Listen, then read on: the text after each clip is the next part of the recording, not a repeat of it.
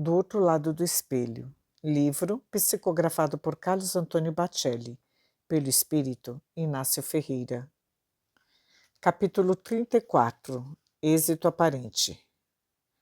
Desçam, advertiu Carmelita, ultimando considerações. Desçam com o único objetivo de resgatar aos seus padecimentos o nosso irmão Tomás. Torna-se imprescindível que cooperemos com ele em uma nova existência na Terra. A sombra não pode se fazer em definitivo sobre a luz.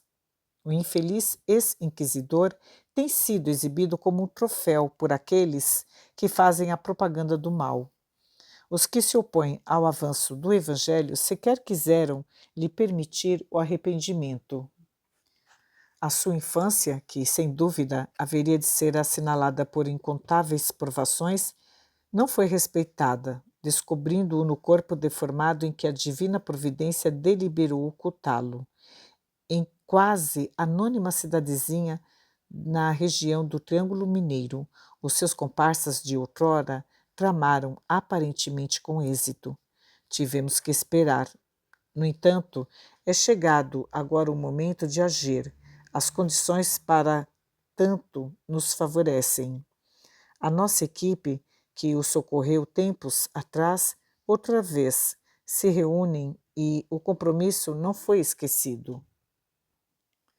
Evidentemente, Sebastião Carmelita se referia mais particularmente a mim, a Dona Modesta e a Manuel Roberto, que, segundo as narrativas de Sob as Cinzas do Tempo, ainda encarnados, nos empenhávamos no sanatório para socorrer o espírito Torquemada.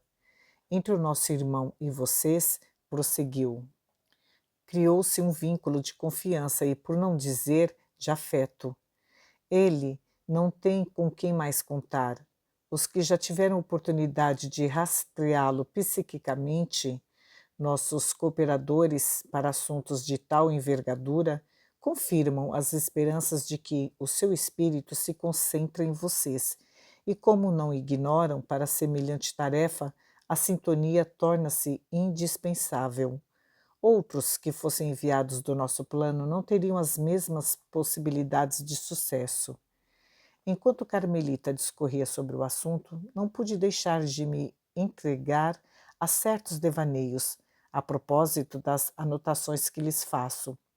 Será, refletia, que os meus irmãos haverão de crer na autenticidade de minhas narrativas de além-túmulo? Não lhes parecerá absurdo tudo quanto lhes transmito? Pensando nos espíritas que apregoam em espiritismos sem espíritos, rotulando de místicos os que nos mostramos adeptos do Evangelho, não tive dúvidas de que seria criticado e que o coitado do médium é que haveria de sofrer as maiores consequências, pois, afinal de contas, eu estou morto. Quando voltei a mim, daquela rápida incursão no mundo de mim mesmo, Carmelita me dirigiu a palavra. Inácio, os nossos Odilon e Paulino seguirão com vocês. Ambos, mas especialmente o Odilon, contam com livre trânsito nas regiões em que já tem operado de algum tempo a esta parte. O nosso Paulino é autor de diversas obras que lhes têm sido inspiradas junto ao instrutor que o acompanha. Não tenham receio, espiritualmente haveremos de lhes dar cobertura.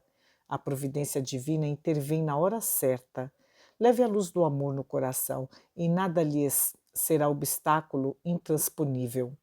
Mesmo que transpirem suspeitas quanto a uma possível expedição de resgate à Torquemada, não questionem a oportunidade do plano que colocaremos em ação. Valer-nos-emos deste instante psicológico e, com a graça de Deus, lograremos o intento da caridade. Há séculos, o nosso irmão Tomás permanece à mercê da própria insanidade. O seu cálice de fel já se esgotou. Retornará ao corpo físico após breve estada conosco, em segunda tentativa.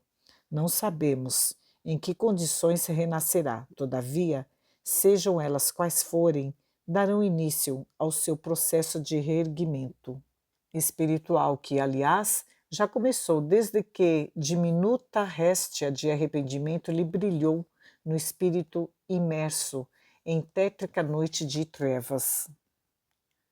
E sem acrescentar palavra, concluiu: que Deus os abençoe. Quando Alexandre de Jesus e Sebastião Carmelita se retiraram, Odilon e eu sentimos necessidade de conversar amenidades. Odilon, indaguei, como vai indo o trabalho com o nosso Paulino? Razoável, Inácio, respondeu o companheiro, chamando o rapaz para participar do diálogo. Não é fácil vencer a chamada resistência mediúnica. Eu também tenho pensado em escrever alguma coisa. Quem sabe, futuramente, poderia me valer de... Ou melhor, do mesmo médium, não é? Sem ciúmes, Inácio.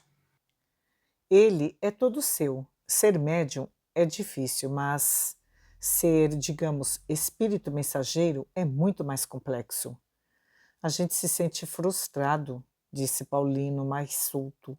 Mediunidade depende de muita coisa. Inclusive da saúde do médium, completou Odilon. É, o médium tem que ter saúde. Tem e não tem, frisou o companheiro que, em matéria de mediunidade, me dava a impressão de saber tudo. Médium com muita saúde não quer saber de nada. O médium, Inácio, inclusive, tem que ser dotado de boas narinas. Boas narinas? Perguntei sorrindo. O que tem a ver o nariz com mediunidade? O médium precisa respirar bem, facilitando a oxigenação das células do cérebro. Médium com ventilação deficiente traz o cérebro obnubilado. Nesse sentido, a alimentação. Não me deixando concluir o raciocínio, Odilon explicou. Tudo: alimentação, horas de sono, disposição física, humor, meio ambiente. O corpo é o veículo do médium, tal ao qual ele próprio se submete. Tudo que lhe afeta o físico e, é claro, a mente, interfere na produção mediúnica. Quando procuramos um médium, Inácio, prosseguiu o instrutor, com finalidade de trabalho contínuo, continuamos as suas possibilidades ou melhor, examinamos as suas possibilidades e a partir delas é que traçamos o nosso plano de ação. E o Paulino tem se adaptado bem? Sim, respondeu-me o rapaz com perspicácia. Para não reclamar muito, eu me coloco na disposição dele, do médium que me serve de instrumento. Sinceramente, eu não creio que faria melhor. Com a metade das lutas dele, eu imitaria a avestruz. O seu pensamento flui com facilidade?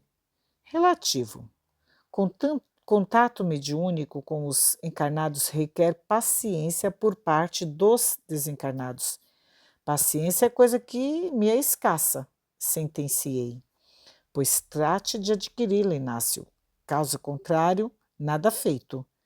Não raro, para a transmissão de uma simples frase, é necessário repensá-la diversas vezes. Essa história escrita vertiginosa e de pensamento ininterrupto precisa ser revista pelos estudiosos da mediunidade. Mas o médium não é uma espécie de antena receptadora? Sim, mas captando vibrações de todos os lados, interferências, Inácio. Não desconsideremos que, sobretudo, o médium é um feixe de emoções que influenciam na sintonia. Quer dizer que, se eu for tentar escrever por um médium, você terá que rascunhar o seu pensamento e contentar-se com o resultado final.